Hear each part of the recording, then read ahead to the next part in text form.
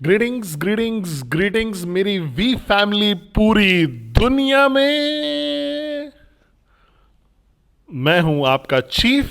स्वागत है मेरे इंस्टा लाइव में। वीक 9 है ये। और पिछला इंस्टा मैं पूरा नहीं कर पाया था क्योंकि मैं दातोश्री के साथ था डिनर पे। लेकिन थोड़ा सा मैंने आपको थोड़ा सा एक झलक दिखाई थी। मैंने करीब 10 मिनट का एक मैसेज डाला था। और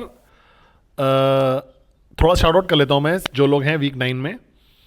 अलोशिया, स्नेहा, कृति श्रीवास्तवा, नबीला, हजकी, मोहम्मद बलूची, कैसे हो? हमेशा होते हो। सहमाक मेरा भाई, QNet official, Rita, Ricky Raj, कैसे हो भाई? और चंद्रकांत, वीनू जोल है, गौतम, मुरगायन, सेतु, सेत्रुच Mehrotra, V official, Loreen, Umar, P N J और रिजॉय, कैसे हो? ओम प्रकाश, जुलू, जुलू जुलू जुलू, मैं मिस कर रहा हूँ ऑलरेडी।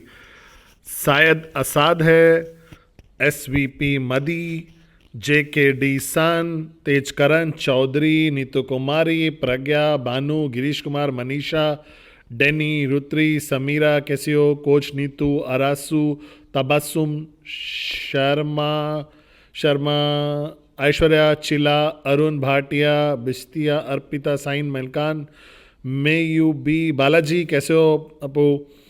हर्षेर, अरुण, बाती, अर्शीर, किल्ली, कौशल, मैं देख पा रहा हूँ आप लोग को, विशाल, शानी, मुकेश, मीना। सती कहाँ है? सती हमेशा कंप्लेन करता है कि मैं उसके बारे में बोलता नहीं हूँ इंस्टा पे अपने। डी के सी, चौधरी, कोमा, शेरावत और सुरबाला, पुयम।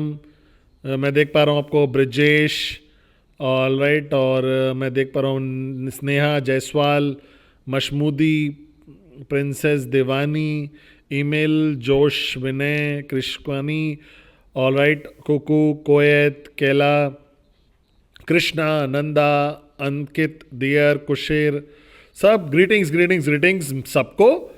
अगर मैंने आपका नाम नहीं बुलाया है तो इसका मतलब आप जल्दी नहीं हो इंस्टा लाइव पे। पहले कुछ नामों में से एम एन ए फैसीर, ऑल राइट। सो सबसे पहले अस्सलाम वालेकुम मेरे सारे मुस्लिम भाइयों और बहनों को पूरी दुनिया में। प्रीवियट मेरे रशियन बोलने वाले अविश्वसनीय डाउनलाइंस को पूरी दुनिया में। बॉन्जो बॉन्जो बॉन्जो मेरे सारे फ्रेंच बोलने वाले दातो श्री विजय की फैमिली के पूरी दुनिया में। सलाम, मरहबा,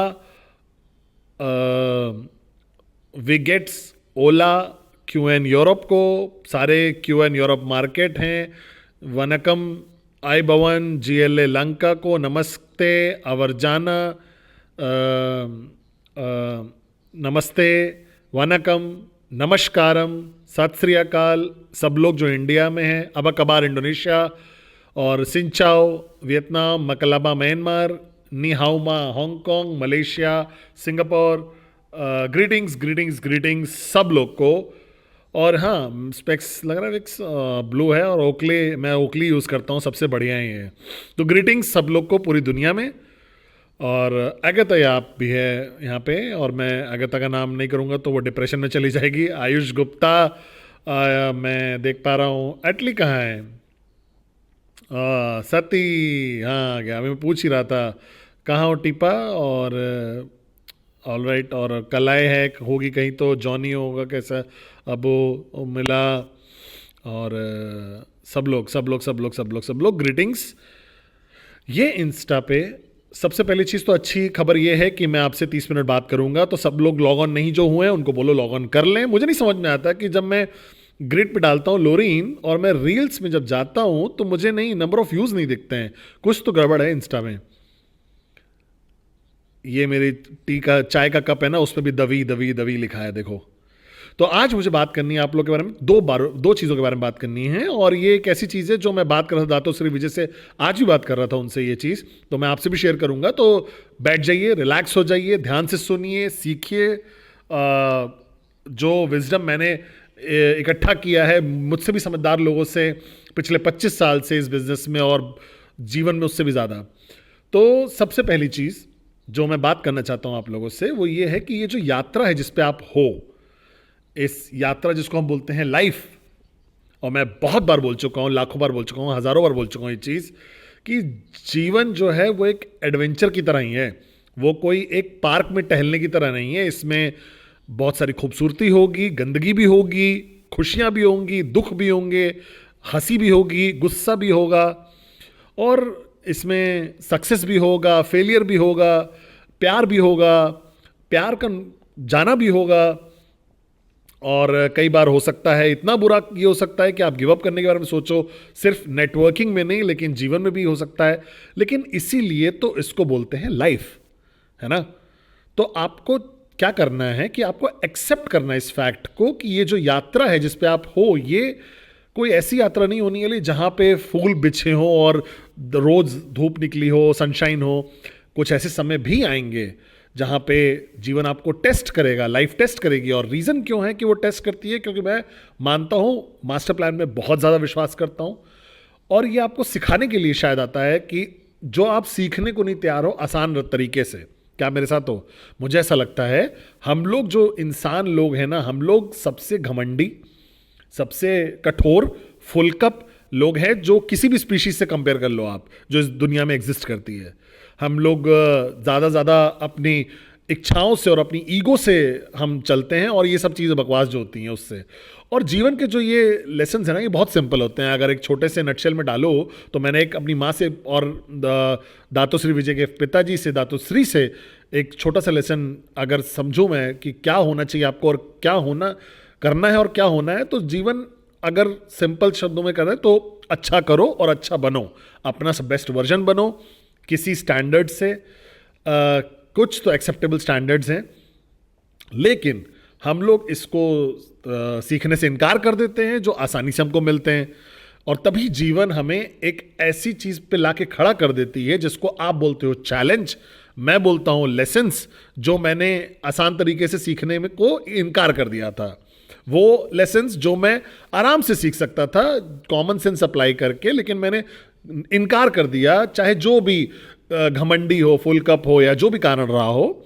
और तब जीवन आपको सिखाती है गलत, थोड़े कठिन तरीके से एक सिचुएशन देकर, जो जिसमें चैलेंजेस होते हैं। मे बी आप वैल्यू करना शुरू कर देते हो लोगों को अपने जीवन में, शायद आप शुक्रगुजार होना शुरू कर देते हो कि आप जिंदा हो, क्योंकि शायद जिन लोगों को करीब मौत का बहुत करीब से एक्सपीरियंस होता है, जैसे रोड क्रॉस कर रहे हो और कार एक पूरी फुल स्पीड से और कोई उनको वापस खींच ले और वो बस मरने ही वाले थे लेकिन बच गए, और एकदम से वो शुक्रगुजार हो जाते हैं जीवन को लेकर, और वो फूल सूंघने लगते हैं और अप्रिशिएट करते हैं सनशाइन को, फ्रेश एयर और वो सब चीज़ों को। लेकिन ये जो प्रॉब्लम क्या है ना, ये जो रियलाइजेशन है, ये सब कुछ दिन ही टिकती हैं और कुछ हफ्ते टिक जाती हैं, और फिर ऐसे लोग होते हैं, स्पेशली आज जो सोशल मीडिया चल रहा है उसकी वजह से, आप एक इंस्पायरिंग वीडियो देखते हो, शॉर्ट रील देखते हो, मुझे बहुत अच्छा लगता है और इंस्पायरिंग होती है, सही म्यूजिक होता है उसमें, और मैक्सिमाइज हो जाता है neuro linguistic program, right music, right images, right video, right face, सब कुछ सही है। ये सब एक्सपर्ट्स जो कर रहे हैं आपको इम्पैक्ट कर रहे हैं इमोशनली, और आप एकदम से, आपको 3 बजे रात को लगता है कि आपको कि बोलते हैं आप गिल्टी हो इस चीज़ के, और आपको लगता है हाँ यार, आप वीडियो देख के बोलते हो कल मैं बदल दूंगा अपने पूरी जीवन को, और फिर आप या तो जिम जाते हो, पुशअप करते हो, फिर रिलेशनशिप जो खराब हो चुकी है उसको सही करते हो, माफ़ कर देते हो जिन लोगों ने आपको दुख पहुंचाया है, जीवन को खुशी से और जॉय से बिताना शुरू करते हो, शुक्रगुजार हो जाते हो भगवान को 3 बजे रात को। ये सब होता है। इसको क्या बोलते हैं? एपीफनी, एपी कुछ तो क्या बोलते हैं इसको, एपीफनी बोलते हैं इसको। तो आपको ये एपिफनी हो जाती है एकदम से 3 बजे रात को, और ये समय होता है जब पूरा घर में सब एकदम शांति होती है और आपको लगता है कि भगवान खुद आके आपको ये वीडियो देखने को बोल रहे हैं। और ये हो सकता है, सब लोग को होता है, सब मुझे पता है, मुझे सबको बारे में पता है। और फिर आप सोने जाते हो और अगले दिन आप उठते हो और आप एकदम वही सेम मूर्ख इंसान बन जाते हो जो पहले थे। कुछ भी नहीं बदलता, क्योंकि जो डिसीजन उठना था ना, वापस उठने का था ना, जो डिसीजन था कि बदलने का, वो आसान होता है लेना। कोई भी डिसीजन ले सकता है कि मुझे बदलना है अपना पूरा लाइफस्टाइल, अपना वर्किंग आउट शुरू करना है, या फोकस करना है रूल 3 पे, या फोकस करना है सक्सेस पे, और ये सारी चीज़ों को लेकर। लेकिन मुश्किल पार्ट क्या है? कंसिस्टेंट होना, निरंतर करना। टफ पार्ट होता है कि कंसिस्टेंट होना कोई भी मूर्ख एक कोई भी डिसीजन ले सकता है किसी भी समय पे, लेकिन क्या डिफाइन करता है हमें और क्या हमें अलग करता है 95% और 5% की जो सोसाइटी है, वो डिसीजन नहीं है, वो ये है कि काबिलियत कि आप उस डिसीजन को जिंदा रख पाते हो या नहीं। आप उस डिसीजन को जिंदा रख पाते हो कि वो लगातार निरंतर कमिटमेंट हायर स्टैंडर्ड पे जीने का, परफॉर्म करने का मैक्सिमम जो आप पुश कर सकते हो, अपने आप को पुश करना फिजिकली, इमोशनली, मेंटली, ठीक है, और पूरा एकदम बस इतना जानने के लिए कि क्या आप कर पाओगे या नहीं। समझ रहे हो? लेकिन की क्या है? कंसिस्टेंसी, जहां पे सब लोग फेल हो जाते हैं। एक डिसीजन लेने के बाद राइज अगेन के डिसीजन ले लिया और रिन्यू करते हैं वो डिसीजन को, वो कंसिस्टेंसी है। 3 हफ्ते बाद वो वापस आ जाते हैं एक आलसी इंसान बन के और घर पे बैठे होते हैं और एक्सक्यूजेस दे रहे होते हैं कि क्यों नहीं वो साइन अप हो रहा है, या क्यों टीएटी नहीं हिट कर पा रहे हैं, क्यों ये बिजनेस काम नहीं कर रहा उनके लिए, और 3 मिलियन एक्सक्यूजेस जो उनके पास है हार्ड ड्राइव के लिए कि वो क्यों नहीं सक्सेसफुल हो सकते, कि ग्रह ठीक नहीं चल रहे हैं, मेरा सही समय नहीं चल रहा है एक हॉरोस्कोप के हिसाब से। क्या मेरे साथ हो कि नहीं? तो मैं अभी कुछ लोगों से, लीडर से बात कर रहा था एक ग्रुप से, और हम लोग अलग अलग कल्चर से आते हैं, बैकग्राउंड से, और मैं किसी की बेइज्जती नहीं करना चाहता हूँ या डिसरिस्पेक्ट नहीं करना चाहता हूँ, और अगर मैं आपको अपसेट कर रहा हूँ किसी भी तरीके से तो मेरे दिल से मैं बोल रहा हूँ, मुझे नहीं फर्क पड़ता है। कोई भी जो भी चीज़ आप करते हो, आपको लगता है कि वो आपकी चांसेस बढ़ा देगी सक्सेस की, जो आपका खुद का निर्णय नहीं है, आपका खुद का भरोसा नहीं है, विश्वास नहीं है, आपका खुद का हार्डवर्क नहीं है, खुद का कमिटमेंट नहीं है, खुद का सैक्रिफाइस नहीं है, खुद की कंसिस्टेंसी नहीं है, आपकी खुद की रात पे काम करना, कॉल्स पे रहना, अपने आप को पुश करना, कुछ भी नहीं हेल्प करेगा फिर आपको। कोई भी आप उंगली पे स्टोन पहन लो, पत्थर पहन लो, या कुछ भी आप गले के पहन लो, वो सब मदद नहीं कर पाएगा। यह आपका जीवन है, आपका निर्णय है, आप ब्लेस्ड हो उसी पोटेंशियल से जो सबसे महान इंसान जो इस दुनिया में चले हैं वो भी इक्वली पैदा हुए थे, उनके अंदर भी सेम था। डिफरेंस ये है, जो लोग सक्सेस होते हैं, जो लोग नहीं सक्सेसफुल हो पाते, वो यही फर्क है कि दोनों डिसीजंस लेते हैं सक्सेसफुल होने का। एक पर्सन, एक का डिसीजन 3 दिन बाद मर जाता है और दूसरा उस डिसीजन को जिंदा रखता है 30 साल तक, 25 साल तक, 50 साल तक। और ये वो लोग हैं जिन्होंने एम्पायर खड़ी कर दी हैं, वो लोग हैं जिन्होंने दुनिया बदल दी है। क्या आप मेरे साथ हो? तो डिसीजन लेना बहुत आसान है, उसको डिसीजन को जिंदा रखना, उसके लिए चाहिए बहुत अलग तरीके का, डिफरेंट होना पड़ेगा आपको दुनिया से, आपको वो कीमत चुकानी पड़ेगी। और मैं ये नहीं बोल रहा हूँ कि कीमत चुकाओ, कीमत चुकाना गलत चीज़ है कि सर्वाइव करने के लिए, और ये सब समझ रहे हो, घर पे जाओ काम पे आओ, घर पे जाओ काम पे आओ, ये सबसे बुरा कीमत चुकानी है आपको। अगर मैं इससे बढ़िया कि गाजर पैदा कर लूँ गाँव में बैठ के, इससे राइट रेस ज्वाइन करने की बजाय और 65 साल की उम्र में गरीब बन के रह जाऊँ। तो वो लोग जिन्होंने डिसीजन ले लिया है 2024 में, चाहे आप कॉर्पोरेट से हो क्यूआई के, या आप नेटवर्क से हो, जो की ये है कि उस डिसीजन को जिंदा कैसे रखना है। जैसे दातु श्री विजयसन बोलते हैं ना हमेशा कि डिसीजन को जिंदा रखना डिफाइन करेगा कि आप सक्सेसफुल हो गया, डिसीजन लेना नहीं डिसाइड करेगा। कोई भी मूर्ख डिसीजन ले सकता है, बहुत ही कम लोग ऐसे हैं उस डिसीजन को जिंदा रख पाते हैं महीनों तक, सालों तक, और पूरा खून पसीना सब बहा देते हैं, आंसू बहा देते हैं, और फिर भी मुस्कुराते रहते हैं, क्योंकि उन्हें पता है कि ये यात्रा जो आ रही है वो खत्म होने वाली है। और वो एंड क्या है? फाइनेंशियल फ्रीडम है, वो ड्रीम लाइफ जिसके बारे में आपने सोचा था, वो इंसान बनना जो आप बनने वाले थे, बनना था आपको, लिमिटलेस पोटेंशियल है जिसके अंदर, आपके अंदर वो आपको पैदा किया गया उस चीज़ के लिए। तो जो भी आप चाहते हो करना, की है कंसिस्टेंसी, और कंसिस्टेंसी के लिए बहुत अलग तरीके का फोकस चाहिए भाई। कंसिस्टेंसी का मतलब यह है कि आप पागल हो जाओ, आप एकदम पागलों की तरह काम करो। अगर आपको लगता है कोई भी सक्सेस स्टोरी, चाहे वो जापा हो, चाहे दातु श्री विजय हो, चाहे वो आप किसी रेस्पेक्ट करते हो किसी स्पोर्ट्स पर्सनालिटी को, या क्रिकेट या फुटबॉल या जो भी फॉलो करते हो आप, अगर रिस्पेक्ट करते हो उन लोगों को जो उनके एम्पायर्स है, चाहे वो एप्पल हो, चाहे वो देश हो जैसे यूएई हो गया, या सारे महान इंसान, औरत और जो मेल लोग हैं, ये सब लोग पागल थे। उन्होंने जो चॉइस ली उसमें आपकी प्रॉब्लम यह है कि आप उतने पागल हो नहीं पा रहे हो फाइनेंशियल फ्रीडम के लिए, आप इतने पागल नहीं हो पा रहे हो अपने यूनिट बिजनेस को बिल्ड करने के लिए, आप नहीं बन पा रहे हो एक फैनेटिक। फैनेटिक मतलब क्या होता है? फैनेटिक मतलब यह होता है कि वो सुबह उठे और उसके पास कोई डिस्ट्रैक्शन ना हो, वो एकदम पागल हो जाए, अनरीजनेबल हो जाए, जिसके कोई डिजायर नहीं है वर्क लाइफ बैलेंस का, क्योंकि वो बेवकूफ़ी वाला कॉन्सेप्ट है। वो इतना फोकस्ड है अपने गोल को लेकर कि कोई भी कुछ भी उसको नहीं रोक सकता, कोई चैलेंज, कोई सरकार, कोई न्यूज़पेपर, कुछ भी नहीं। अगर कुछ भी नहीं रोक सकता उस तरीके के लोगों को। और आप 10 जगहों पे फैनेटिक नहीं हो सकते हो, आपको एक जगह चूज करनी पड़ेगी। और अगर आप सीरियस हो क्यूनेट बिजनेस को बिल्ड करने के लिए, अगर आप सीरियस हो मैक्स आउट किंग या क्वीन बनने के लिए, तो आपको चूज करना पड़ेगा अपना रास्ता क्यूनेट का, एक एंटरप्रेन्योर की तरह, एक नेटवर्कर की तरह। वो पार्ट, ये पार्ट एकदम मैं पागलों की तरह करने वाला हूं। और मैं एक्सप्लेन कर रहा था कुछ लोगों को, एक जिनसे मैं मिला था कुछ दिन पहले, कि कैसे मैं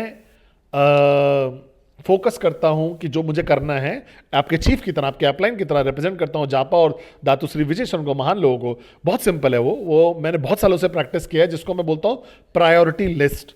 प्रायोरिटी प्रायोरिटी प्रायोरिटी प्रायोरिटी, एक बहुत सारी चीज जिन बहुत सारे लोगों को नहीं पता होगी शायद। प्रायोरिटी है, क्या है वो जो प्रायोरिटी है, क्या इंपॉर्टेंट है मेरे लिए? भगवान है सबसे नंबर 1 पे, भगवान। और इसका मतलब ये नहीं है कि मैं एक गुफा में चला जाऊं और बस मेडिटेशन करता रहूं पूरी जिंदगी और फाइनेंशियल फ्रीडम नहीं कर पाओगे। मुझे नहीं लगता कि आप भगवान के पास पहुंच जाओगे वैसे। तो सिंसियर फेथ और वो बिलीफ, वो भरोसा, वो विश्वास अपने जीवन के तरीके में, आपके रिलीजन में, आपके धर्म में, आपके भगवान, यही यही है बहुत, भगवान के लिए बहुत है। और दूसरा आता है फैमिली/इमरजेंसी। इसका मतलब ये नहीं है सिर्फ फैमिली का मतलब हाथ पकड़े गाना गाना, हर कज़न की शादी अटेंड करना, हर फैमिली इवेंट में जाना, आपका हाथ पकड़ के फिर चिल करना या चाय पीना। ये सब मुझे पता है कि ये सब थोड़ा आपको अच्छा नहीं लगेगा कि ये सब नहीं करना है, आपको फाइनेंशियल फ्रीडम नहीं देगा। लेकिन ये आपको अगर 1-2% ऑफ ह्यूमन रेस का बनना है तो इसके लिए चाहिए एक अलग तरीके का जीवन जीना। क्या आप मेरे साथ हो? और क्या मैं रिग्रेट करता हूं ना होना परिवार के लिए 25 साल से? मैं बिल्कुल भी नहीं रिग्रेट करता, क्योंकि अब मैं एक ऐसी पोजीशन पे हूं कि मैं और ज़्यादा लोगों की मदद करता हूं अपने परिवार की, अगर उनको मेरी ज़रूरत पड़ती है। और अगर आप नहीं हो 10 साल के लिए तो वो आपको भूल नहीं जाएंगे कि आप कौन हो। क्या आप मेरे साथ हो? क्योंकि आप अपने सपने के पीछे भाग रहे थे, आपका फोकस था आपका सपना। अगर वो वाकई आपसे प्यार करते हैं तो वो समझ जाएंगे इस चीज़ को। क्या आप मेरे साथ हो? तो फैमिली का मतलब क्या है? इमरजेंसी, सिर्फ इमरजेंसी। और इमरजेंसी का मतलब ये है कि इंसान आपको हॉस्पिटल बुला रहा है तो भागो मत। अगर प्रेजेंटेशन कर रहे हो, अगर आपके प्लान्स है, प्रेजेंटेशन है, फॉलो थ्रू है, पूछो कि वो हॉस्पिटल में क्यों है। और अगर वो सीरियस सीरियस सीरियस है तब शायद आपको जाना पड़ जाए। लेकिन अगर उससे बोला कि अगर मेरा पैर टूट गया तो ठीक है भाई, वो जिंदा है, आप उसको देख पाओगे रात के बाद, या अपने प्रेजेंटेशन खत्म करने के बाद जाके मिल लोगे, या ट्रेनिंग के बाद मिल लोगे, कल सुबह चले जाना। क्या मेरे साथ हो कि नहीं? तो लोग बोलते हैं अरे किसी को हॉस्पिटल में होना है, तो मैं पूछता हूँ क्यों, क्या हुआ? अब वो फूड पॉइजनिंग भी हो सकता है, वो एक छोटा सा फीवर भी हो सकता है, एक मच्छर ने काट लिया, एक हड्डी टूट गई, वो इंसान जिएगा। आप डॉक्टर नहीं हो कि वहां जाके कुछ कंट्रीब्यूट कर पाओगे वहां पे। और मैं जानता हूँ बहुत सारे लोग होंगे उसका हाथ पकड़ के बैठे होंगे और इमोशनल प्यार और सपोर्ट दे रहे होंगे उसको। क्या मैं अनरीजनेबल हूँ? पता नहीं। कलाई, विकी, आयरिश यहाँ पे हैं, रशा हैं यहाँ पे, तो वो लोग मुझे बताएंगे कि अपना नाम, क्योंकि वो मेरे लिए ज़रूरी है होना। तो क्या आप समझ रहे हो मेरी बात को? तो फैमिली बुला रही है, इमरजेंसी सिर्फ होता है वो। इमरजेंसी नहीं होता तो मैं नहीं जाता। मुझे लगता है कि 40 रिलेटिव होंगे कम से कम आपके करीब होते हैं, और अगर हर बार वो कॉल करेंगे आपको जाना पड़ेगा तो फिर आप प्रेजेंटेशन कब करोगे? आपके पास फोकस करने का, नेटवर्किंग पे, जर्नी में टाइम कहाँ होगा? तो भगवान, फैमिली तभी जब इमरजेंसी हो। मेरे बच्चे हैं जैसे अभी, अब वो मुझे चाहते हैं कि मैं पूरा दिन रहूं और उनका हाथ पकड़े गाना गाऊं, नहीं नहीं ज़रूरत है। और टेक्नोलॉजी आज ऐसा है कि मैं कुछ दिन घर पे रहता हूँ, जूम, माइक्रोसॉफ्ट टीम्स, और मैं क्वांटिटी नहीं लेकिन कम टाइम बिताता हूँ, लेकिन क्वालिटी टाइम बिताता हूँ। क्या आप मेरे साथ हो? तो जब तक एक पेरेंट है फुल टाइम तो शायद बहुत है। क्या आप मेरे साथ हो कि नहीं? और तब तीसरी चीज आती है उसके बाद, मेरे लिए क्यूनेट है, द वी, QI, दातुश्री विजय, ये मेरा तीसरी प्रायोरिटी है। मैं और कुछ नहीं है। लेकिन प्रॉब्लम क्या है कि अब आप ट्रमेंडस सक्सेस क्यों नहीं अचीव कर पाए हो? क्यों आप उस कैटेगरी में नहीं हो कि आप एकदम पागलों की तरह लग पड़े हो, या क्लोज नहीं हो पा रहे हो मैक्स आउट के, या स्ट्रगल कर रहे हो? क्योंकि दो क्यूनेट बिजनेस जो है ना, आपकी जर्नी जो है एंटरप्रेन्योरशिप की, ये नंबर 3 नहीं है। सात नंबर है, कभी कभी ये 3 पे आती है, फिर 8 पे चली जाती है, कभी कभी 4 नंबर पे आती है, फिर नंबर 12 पे चली जाती है। वो ऊपर नीचे ऊपर नीचे ऊपर नीचे ऊपर नीचे ऊपर नीचे ऊपर नीचे ऊपर नीचे ऊपर नीचे होती रहती है। तो फोकस नहीं है, कंसिस्टेंसी नहीं है, वो असली डेडिकेशन नहीं है, इसीलिए आप सक्सेस नहीं अचीव कर पाओगे शायद। तो मेरे लिए क्यूनेट, द वी, दातोश्री विजन का विजन, मिशन, उनका ड्रीम, वो नंबर 3 है। हर कोई मेरे परिवार में जानता है, हर कोई मेरे परिवार में जानता है, जो भी मेरे साथ काम करता है वो जानता है, हर कोई जानता है कि मैं वो करूंगा जो मुझे करना है, क्योंकि वो मेरी नंबर 3 प्रायोरिटी है भगवान के बाद, और फैमिली सिर्फ इमरजेंसी के केस में। और इनिशियली को सबके सबके अपने ओपिनियन थे, कमेंट्स थे, मुझे डिस्क्राइब करते थे, मैं शब्द नहीं बोलना चाहूंगा यहाँ पे, लेकिन आज उनको समझ में आ गया, वो इज्जत करते हैं इस चीज़ की और अप्रिशिएट भी करते हैं, क्योंकि ये मेरा जीवन है, वो नहीं मेरे बिल पे कर रहे हैं ना। अगर मेरे सारे फैमिली फ्रेंड्स सब एक साथ हो जाएं और मुझे ट्रेनिंग देंगे और $1,000,000 देंगे तो मैं उनको प्रायोरिटी बुला लूंगा, लेकिन वो मुझे $2 भी नहीं दे रहे भाई। तो और वो अच्छे लोग हैं, मैं उनसे प्यार करता हूं, बट कहीं कहीं तो मुझे प्रायोरिटाइज करना पड़ेगा अपना जीवन को, अपने ड्रीम्स को, दातोश्री विजय के विजन को, कुछ समय के लिए। और अगर वो समझते हैं इस बात को और इज्जत करते हैं उसके लिए, तो वो एक्चुअली मेरी फैमिली है, मैं उसके लिए प्यार करता हूं उनको, और मैं उनकी इज्जत करता हूं उसके लिए। तो हेलो बोलना है क्या? हेलो बोलना है सबको, हेलो बोल दो। हेलो बोल दो एक बार, हेलो बोल दो, हेलो। हेलो, मुझे चाबी चाहिए। ये फोकस है देखो, उसको चाबी चाहिए पहले, अच्छा वो वाली चाबी चाहिए, ओ पापा देंगे तुमको, अभी थोड़ा सा, अभी हम दोस्तों से बात कर रहे हैं ना, उसके बाद आपको देंगे। आई लव यू, ठीक है। तो टीटो के पास है शायद बाहर। तो फिर यही आपको करना पड़ेगा, आपको अपना क्यूनेट बिजनेस को, आपको फाइनेंशियल फ्रीडम को प्रायोरिटी नंबर 3 बनाना पड़ेगा। मेरे पॉकेट में नहीं है बेटा, मेरी जेब में नहीं है, आप देख सकते हो। टीटो के पास है, जाओ टीटो से पूछो।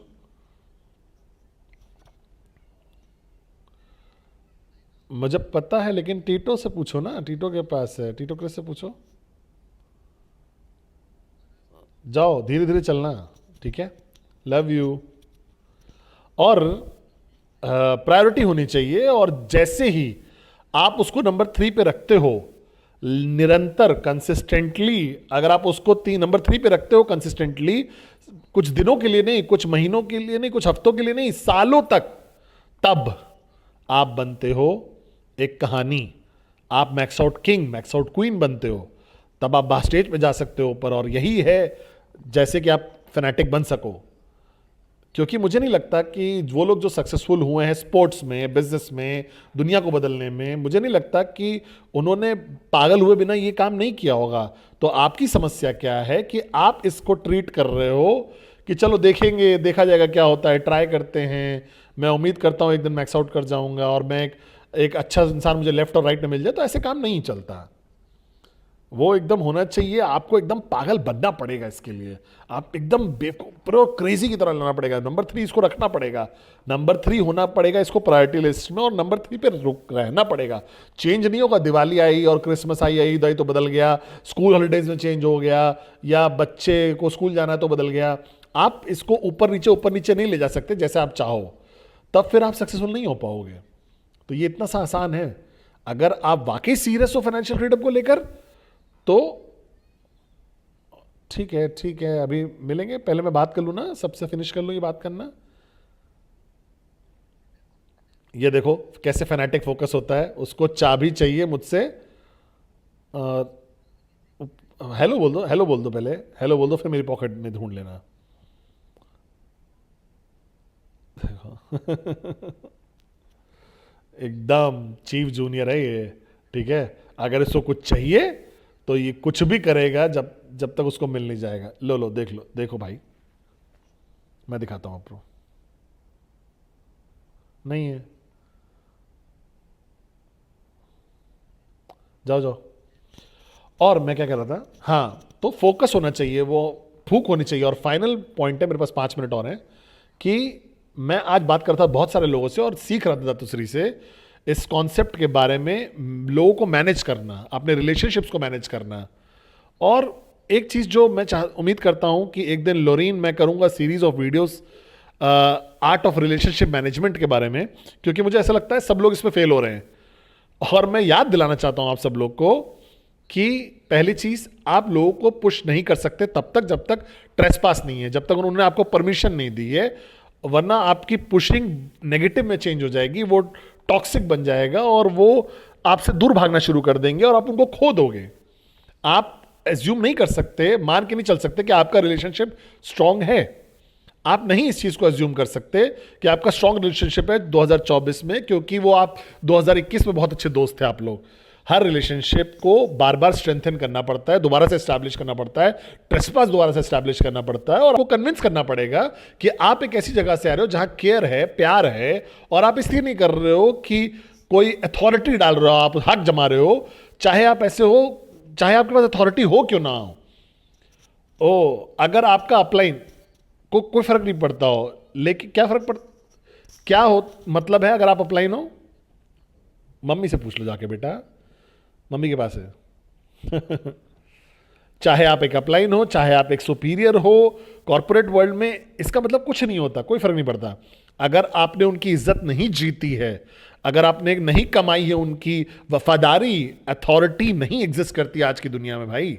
क्योंकि लोग को फर्क नहीं पड़ता अथॉरिटी के बारे में, उन्हें नहीं फर्क पड़ता कि आप पावरफुल हो या नहीं हो। लोग आपको ऐसे नहीं फॉलो या कंप्लाई करेंगे। आज जैसे दातुश्री विजयेश्वरन ने हमें सिखाया आइस में कि सबसे फंडामेंटल, सबसे इंपॉर्टेंट एलिमेंट सक्सेसफुल रिलेशनशिप का होता है रिस्पेक्ट, इज्जत। जब आपकी कोई इज्जत करता है बहुत ज्यादा, तभी वो अपनी इच्छा से आपको सुनेंगे, वो करेंगे जो आप बोल रहे हो। अगर इज्जत नहीं होगी तो कैसे रिस्पेक्ट कमाओगे आप रिस्पेक्ट मांग नहीं सकते हो, आपको कमानी पड़ती है वो इज्जत। और वो ऐसे नहीं होता कि आपने क्या कर रहे हो, क्या बोल रहे हो, वो क्या हो आप, उससे इज्जत मिलती है। लोग इंसान की रिस्पेक्ट करते हैं, वो पूरे के इंसान की, किसी पार्ट की इज्जत नहीं करते हैं, आपकी पूरे एक पर्सन की तरह इज्जत करते हैं। या कॉर्पोरेट वर्ल्ड या नेटवर्क मार्केटिंग में क्या इंपॉर्टेंट है, इसका मतलब आपको अपना बेस्ट वर्जन बनना पड़ेगा और आसान हो जाएगा लोगों के लिए कि वो आपकी इज्जत कर सकें। ठीक है, ठीक है, चलो ठीक है, ठीक है, ठीक है, मैं फिनिश कर रहा हूँ 2 मिनट में, फिर मैं बात चलता हूँ, फिर मैं बाय बाय कर दूँ दोस्तों को अपने, बाय बाय बोल दो, बाय बाय।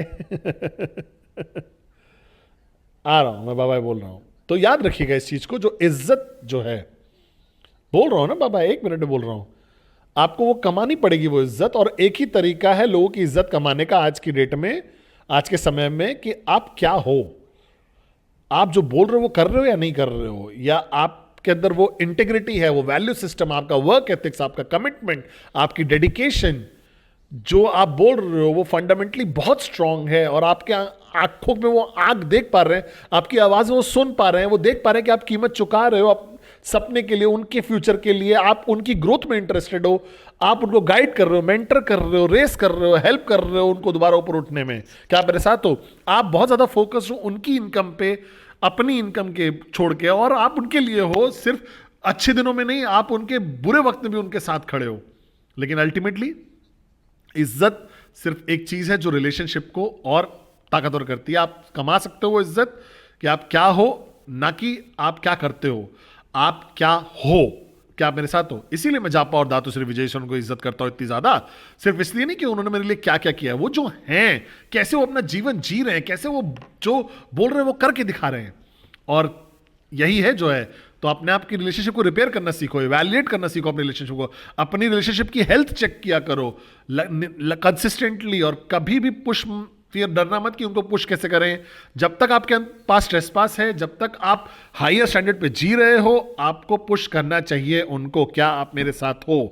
तो आई लव यू गाइस, पूरी दुनिया में वेलकम है। वीक नंबर 9 में आप सब लोग का स्वागत है। बाय बाय बोल दो, बाय बाय बोल दो, तुम बाय बाय बोलो पहले सबको, सब बाय बाय बोल दो, बाय बाय, बाय बोल दो, बाय।